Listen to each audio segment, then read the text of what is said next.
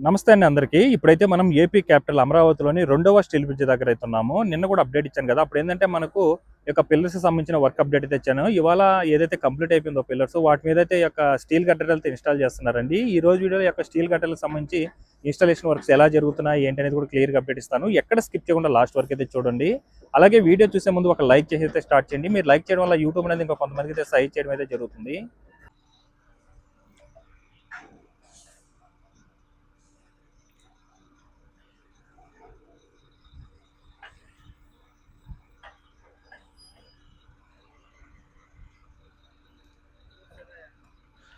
So, చూడొచ్చండి. ప్రస్తుతం ఈ యొక్క స్టీల్ బ్రిడ్జ్‌కి సంబంధించిన వర్క్స్ ఎలా జరుగుతున్నాయో.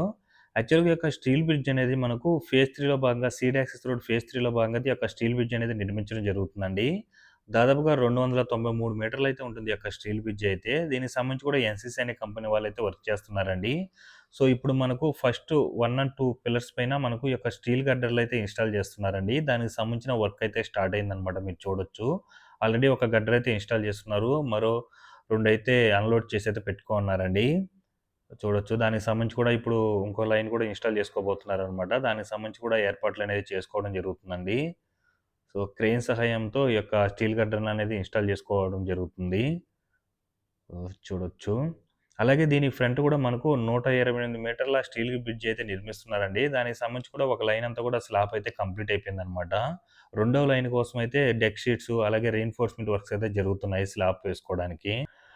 ఈ యొక్క స్టీల్ బ్రిడ్జ్ అనేది సీడ్ యాక్సెస్ రోడ్ ఫేజ్ 3లో భాగంగా అయితే ఈ యొక్క స్టీల్ బ్రిడ్జ్ అనేది నిర్మించడం జరుగుతుందండి. సో, మీరు చూస్తున్నది ఒక లైన్ అండి. మరో 2 లైన్‌లకి సంబంధించిన వర్క్స్ కూడా స్టార్ట్ అవుతాయి. మొదటి లైన్‌లో మాత్రం పిల్లర్స్ అన్నీ కూడా కంప్లీట్ చేసుకొని వాటి మీద గడ్డల ఇన్‌స్టాలేషన్ అయితే కంప్లీట్ చేసుకుంటారు. దానికి సంబంధించి ప్రస్తుతం ఇటు సైడ్ 3 పిల్లర్స్ అయితే కంప్లీట్ అయిపోయినాయండి. మరో 2 పిల్లర్స్‌కైతే రీఇన్ఫోర్స్‌మెంట్ వర్క్స్ ఒకదానికైతే స్టార్ట్ అవుతుంది. మరో దానికైతే పీసీసీ అయితే పోసుకోవడానికి రెడీ చేసుకుంటున్నారండి. అలాగే అవతల వైపున కూడా 2 పిల్లర్స్ అయితే కంప్లీట్ అవ్వడానికైతే వచ్చాయన్నమాట. చూడొచ్చు. ఒక గడ్డర్ అయితే ఇన్‌స్టాల్ చేసుకున్నారండి. ఇది కూడా ఇంకో లైన్ కూడా ఇన్‌స్టాల్ చేసుకుంటారనమాట. ఆ విధంగా ఒకదాన్ని ఒకటి కలుపుకుంటూ ఈ పిల్లర్‌కైతే తీసుకొనొస్తారు. సో, దీనికి సంబంధించి కూడా ఎన్‌సీసీ అనే కంపెనీ వాళ్ళే వర్క్ చేస్తున్నారండి. మొత్తం 3 లైన్‌లయితే వస్తాయండి. ఈ యొక్క స్టీల్ బ్రిడ్జికి సంబంధించి. ఇది మొదటి లైన్ అనమాట. పిల్లర్స్ కూడా మొదటి లైన్‌లో కంప్లీట్ చేసుకున్నారు. మిగతా 2 లైన్‌లు కూడా ఇది కంప్లీట్ అయిన తర్వాత మనకు ఫైలింగ్ వర్క్స్ అయితే స్టార్ట్ చేస్తారండి.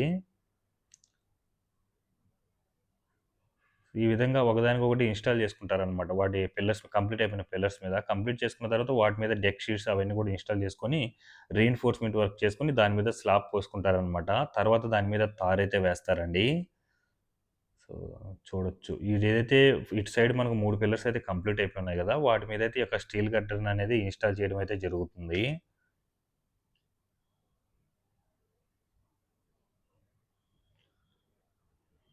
వర్క్స్ అనేది ఎక్కడ ఆగడం లేదండి. అమరావతిలో ఈ యొక్క స్టీల్ బ్రిడ్జ్‌కి సంబంధించిన వర్క్సే గాదు. ప్రతీది కూడా అమరావతిలో వర్క్స్ అనేది చాలా ఫాస్ట్‌గానే జరుగుతుంది.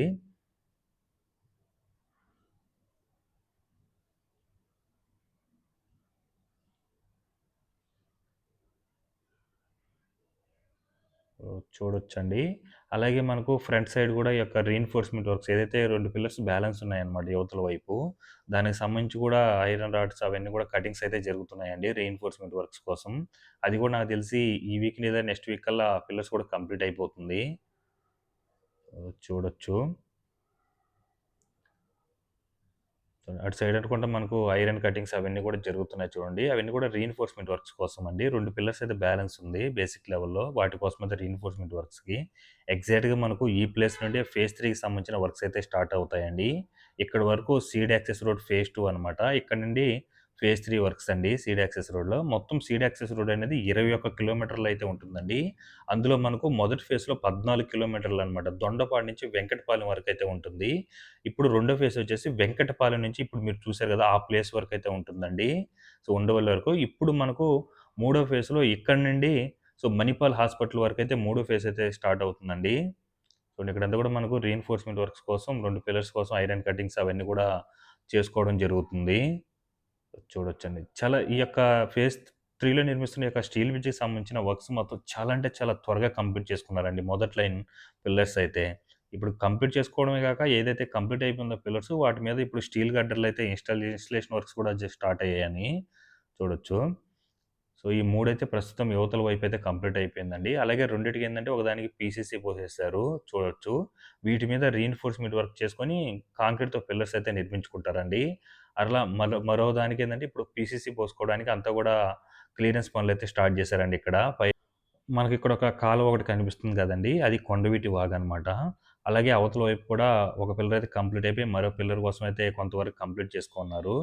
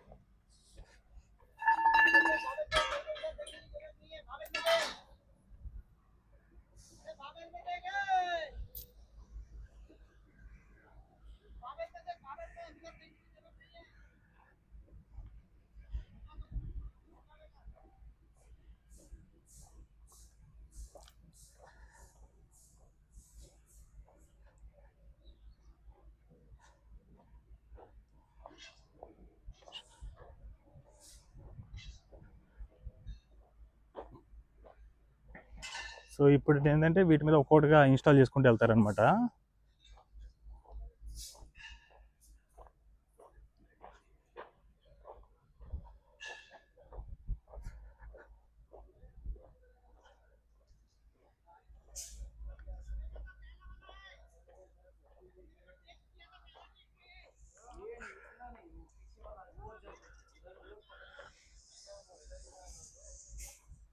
ఇవన్నీ కూడా స్టీల్ గడ్డలు కూడా అన్‌లోడ్ చేసేది పెట్టుకున్నారండి. రెడీగా ఇన్‌స్టాల్ చేసుకోవడానికి సో, క్రెయిన్స్ అయితే చేసుకోబోతున్నారు.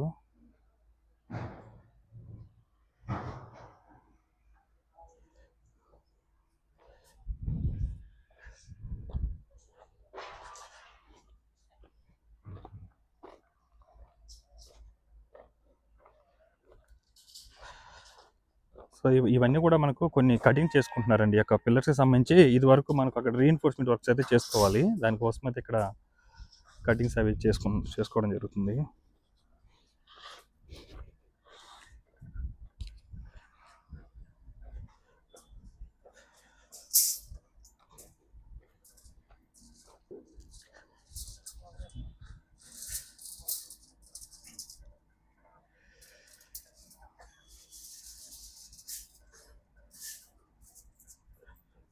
సింపుల్‌గా మిషన్‌లో పెట్టి కటింగ్ చేసేసుకుంటారండి. వాళ్ళు మెజర్‌మెంట్స్‌ని బట్టి, వాళ్ళ కొలతలను బట్టి కట్ చేసుకుంటారనమాట ఆ మిషన్‌లో పెట్టి.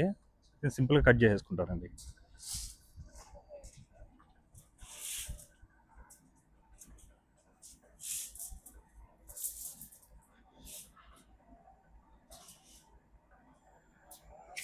అవన్నీ మన కొలతలనమాట. కిందంతా కూడా ఐరన్ రాడ్స్ ఉన్నాయి కదా! వాటిని బట్టి వీళ్ళు కట్ చేసుకుంటారు.